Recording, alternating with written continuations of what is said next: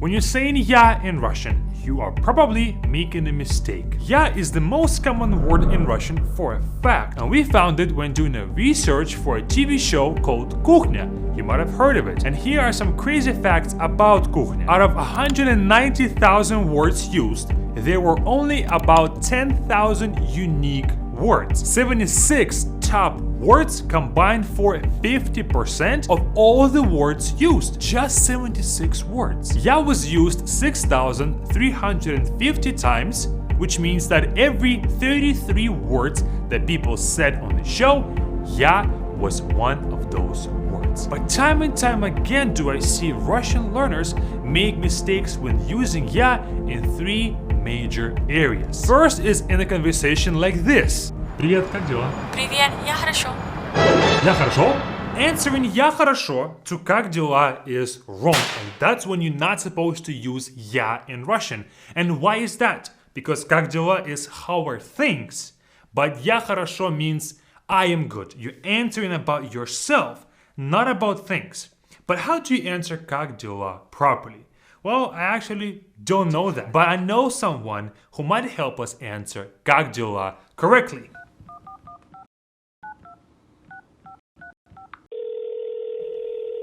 Hey, Mr. Correctov. Listening. Do you know how to answer "как дела" correctly? Да, okay. Hello, friends. My name is Mr. Correctov. I know Fedor for many years. I taught him Russian when he was a little boy. And today I'm here to teach you how to say как дела and how to answer как дела in Russian. So, как дела? First answer is simply хорошо. Хорошо mean good. Good, хорошо. Then we have another phrase which is у меня хорошо, which means my things are good. Как дела? How are things? У меня хорошо, my things are good.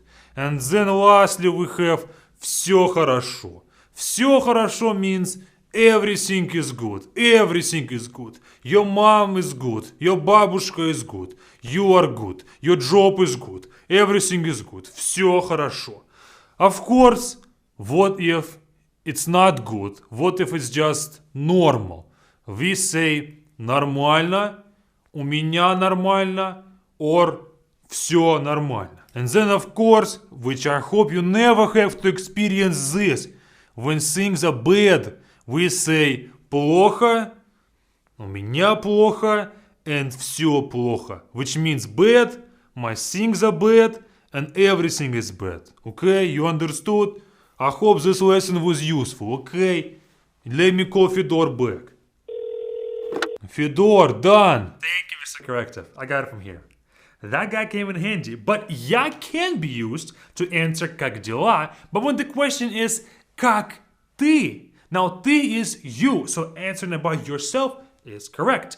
And we can answer "я хорошо", I am good, "я нормально", I am okay, or when things are bad, you can say "я плохо", which means I am bad or I'm not okay. So remember, when the question is "как дела", don't use "я. When the question is "как ты", use "я. Number 2 is stop using "я" when talking about emotions.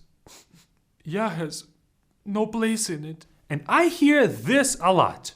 "Я жарко", I am hot. Or "я удобно", I am comfortable. And that's wrong. But why is that? Think of one word. Control. Are you in control of the situation? We use "я" whenever we are in 100% control of the situation. When you're doing something, when you're in control of your own emotions, that's when "я" is used. But our feelings, for the most part, we are not in control of them.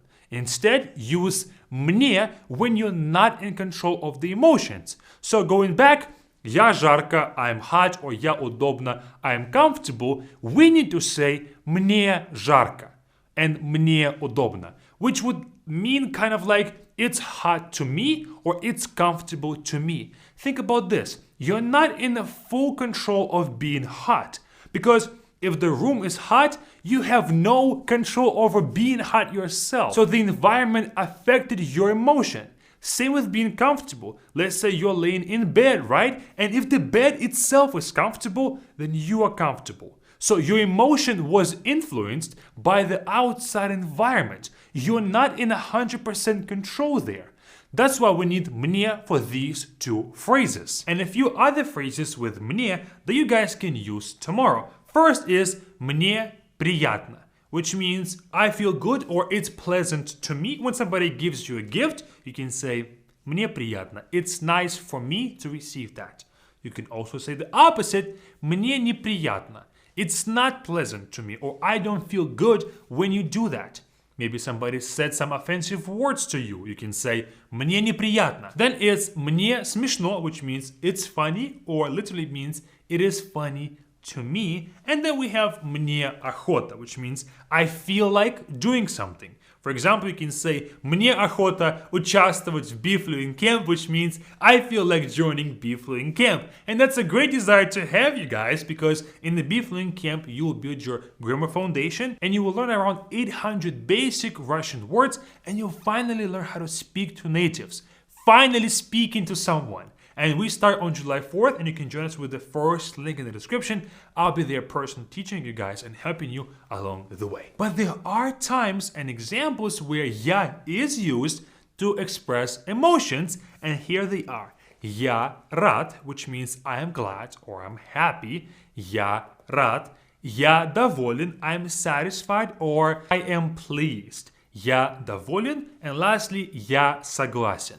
I agree or I'm in agreement with this. And we use ya with these emotions because you can kind of sense that you're more in control of these, right? I'm happy. It's something that comes from inside.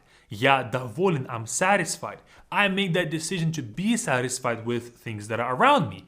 And lastly, of course, я согласен, I agree. I made that decision. And to circle back around, use мне when you're not in control, and then use я when you are in control of your own emotions. Number 3 is stop saying я when you're supposed to say меня. For example, a mistake can happen when a girl is trying to ask her boyfriend, do you love me? And she says, Ты любишь я? But that sentence is incorrect. We're supposed to say ты любишь меня. Do you love me? Once again, я cannot be used at the end of this sentence. Why is that? For one reason and one reason alone. Меня is used whenever you as a person are receiving the action. When you receive what other person is doing. So, do you love me? You love. You are doing the action. I'm receiving your action of love. That's why я will turn into меня. And some phrases with меня that Russians use themselves every single day is first, меня не позвали. I was not invited, or literally it means they didn't invite me. Again, меня is used because we receive not inviting action. Okay? Меня не позвали. Then it's ты видишь меня? Do you see me? Ты видишь меня. Maybe you're on the phone with someone and they cannot see you across the road and you ask them, ты видишь меня? Do you see me? Okay? Again, меня is used because we receive the action of seeing someone. Similar sentence is ты меня не слышишь. You don't hear me. Again, меня is used because we receive not hearing action. Ты меня не слышишь when you are in an argument with someone and the other person cannot hear your point and they're still stubborn with their own point of view, so you say ты меня не слышишь. You don't hear me. And lastly, we have не трогай меня. Don't touch me. And this one is, I guess, more aggressive when you want somebody to get off of you and you say не трогай меня. But not all phrases are that straightforward. On to the weird phrases with меня. First one is меня там не будет. I won't be there. But the logic is there will be none of me. That's why we use меня in this example. But of course, in English, we simply say, I will not be there. I don't want to be at your party. It's whack. I don't want to go there. Меня там не будет. And the second phrase is у меня есть. And I'm sure you have already heard about this phrase, and it means I have. У меня есть, the logic again is there is something of mine. That's why we use меня here.